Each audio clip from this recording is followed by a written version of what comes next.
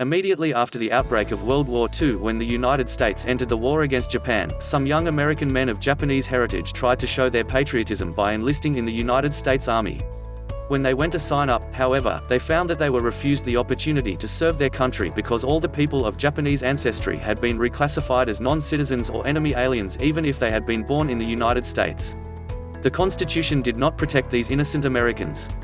The majority of the Japanese Americans and their immigrant parents in the mainland United States at that time lived in California or other parts of the West Coast. These people were forcibly removed from their homes and incarcerated in America's concentration camps during World War II after President Franklin D. Roosevelt signed Executive Order 9066.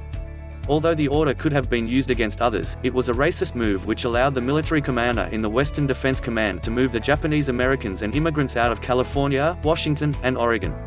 The military commander in Hawaii chose not to execute the order.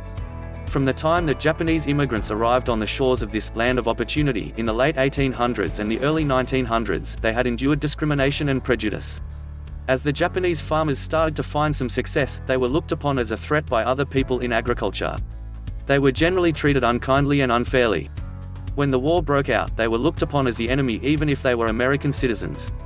Some time after the people of Japanese descent were housed in the 10 incarceration camps which had been constructed in remote and desolate regions of the country, it was decided that a segregated unit of Japanese Americans would be formed in the U.S. Army. It became known as the 442nd Regimental Combat Team, which was combined with the 100th Battalion of Japanese American soldiers from Hawaii. The young men who were imprisoned in the camps were asked to volunteer for the army, which some did.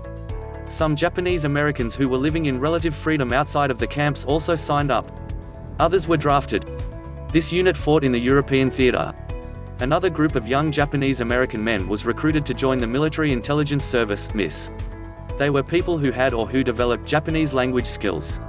They were used in the Pacific Theater to intercept Japanese radio transmissions. When the Second World War ended and Japan surrendered, the Japanese American soldiers were praised by President Harry S. Truman. He stated that they had fought not only the enemy, but they had fought prejudice and had won.